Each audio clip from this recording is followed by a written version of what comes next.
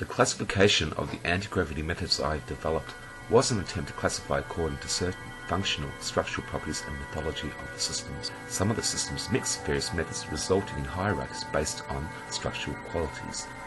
The method I will describe next has been a cause of tremendous controversy amongst learned people, and it's the only method that can so far produce tangible and measurable artificial gravity. Befitting and ironic that this method described coincidentally fell in the numerical order of number 13. Perhaps the symbolism that relates to number 13 also relates to this method. So what's causing the defying gravity antics within the box? Here is balancing 130 grams with no counterweight on the opposing lever. It is none other than a gyroscope. Here we have an elementary experiment, a balanced system. I place an object on a platform, give it a little spin, and behold, the object does not topple or fall as I've just created artificial gravity. This simple method has been utilized in theme parks and unquestionably in future space vehicles and space stations, and has been experimented in some form by most people. Centrifugal force represents the effects of inertia that arise in connection with rotation and which are experienced as an outward force away from the center of rotation and pushes the object towards the platform, keeping the little object firmly stable at a constant velocity of rotation. At a certain rate of rotation, we can beat gravity. Everyone who has swung a heavy object around themselves has felt the centrifugal force.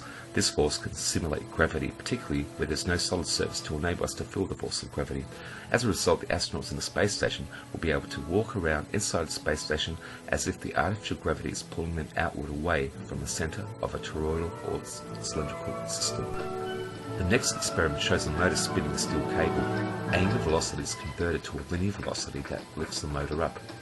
The weight of the motor is 42 grams. The secret of its operation is now revealed, showing that there is a weight on the end of the cable, which is 44 grams. This acceleration is equal to the square of its velocity divided by the length of the cable. A gyroscope is a particular rotating object which possesses some unusual properties called angular momentum. Conservation of angular momentum ensures that the axle of the gyroscope does not change its direction once it's spinning. Another characteristic exhibited by the gyroscope is precession. If the axle of the gyroscope is forcibly turned, then it will move in a direction at right angles to the direction in which the turning force is applied. If I push the gyroscope about its vertical axis, it refuses to go in the direction in which it is pushed. I will now hang a weight on the gyroscope with the rotor spinning, so that gravity can apply the torque, and once again we see a precession. Now if I double the weight, we double the angular velocity. But why does precession occur?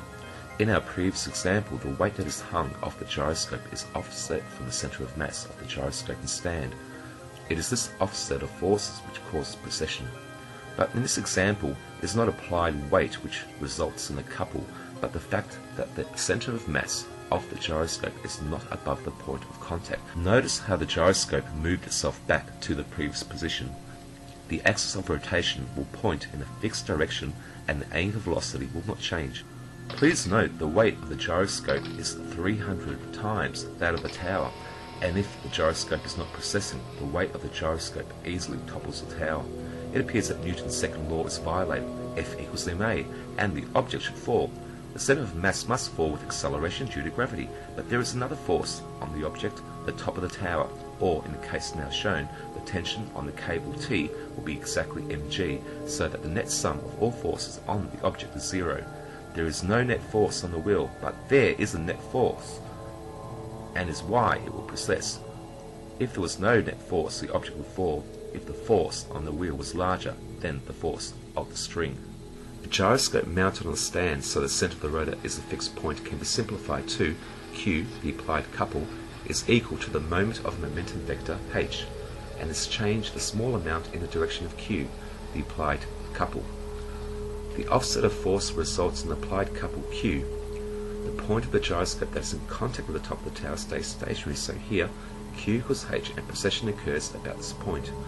The direction of precession is dependent on the direction of spin of the rotor. The moment of momentum vector h will always move in the direction of the applied couple. As is shown, a weight was placed on the other side of the arm to the rotor, so that the arm is balanced at 90 degrees to the pivot point by an adjustable weight at its center of mass, with a stationary gyro hanging freely from a second pivot. When the gyro is pulled out in any other positions, such as 0 degrees, the balance point is disturbed and tilts down.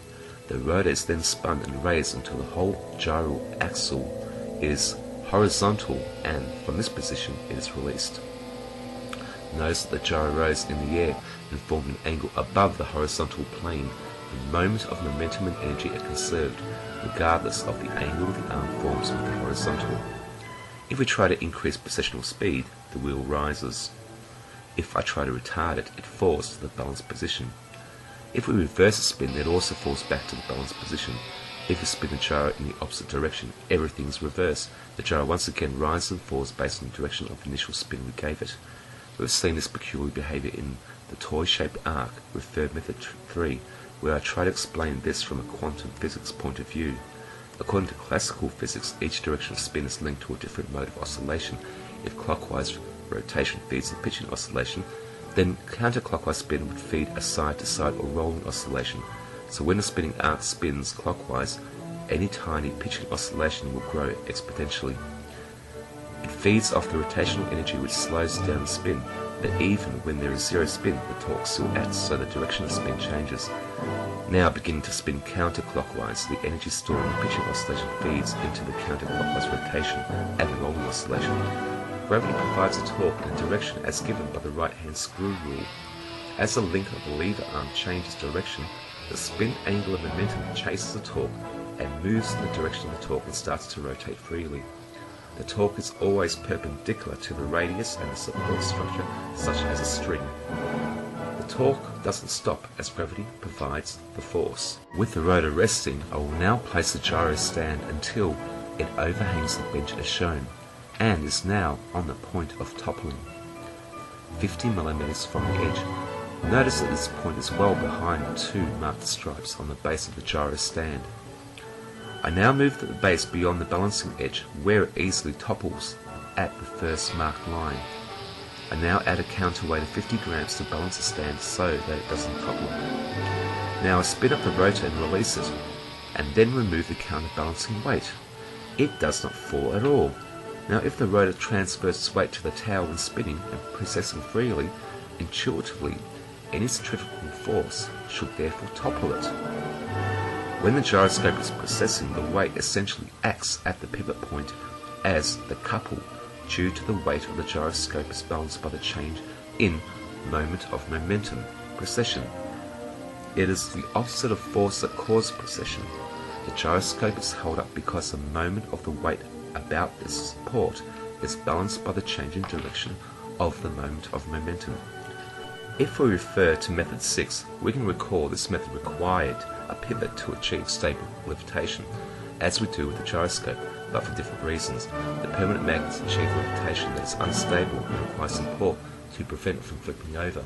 The gyroscope achieves excellent stability but cannot escape the laws of gravity. Therefore, method 9 is a classic example of how two methods both requiring a pivot, when combined and working symbiotically, can achieve free-floating levitation. The force of inertia can also be used for propulsion. The Roy Thornton inertial impulse engine, one of many patent devices, uses centrifugal force from a rotating inertial mass to produce a linear impulse with standard electrical motor that can even power a canoe. The achieved unidirectional inertial motion can also move a cart on land. This effect can easily be duplicated by a child pushing a wheeled cart in a single direction. An offset inertial mass also moves this key wound toy.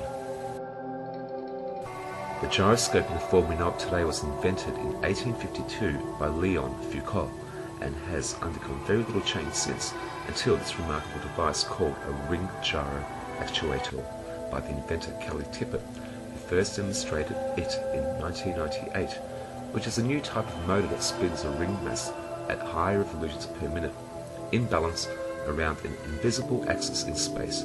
In short, a brushless electromagnetically powered gyroscope without spokes or an axle. Tippett's idea involved producing angular motion in opposing directions. He conceptualized a device combining the angular motion relation of three gyros mounted concentrically and at an opposing 90-degree angles. The device demonstrates the characteristics of Tippett's unique and novel proposition and illustrates how an equal force presence can be created through opposing rings exerting angular motion. Yeah guys, so that video is well, my idea of what gravity really is, what the force of gravity really is exactly, and is a gyroscopic inertial force that exists in magnetic fields, moving electrons, and other bodies, and another fields. But but this guy who make this video, he's not a flat earther and thing, but he have my same general belief of what gravity really is. So I hope you enjoy the video and let me know what you all think. And thanks for watching.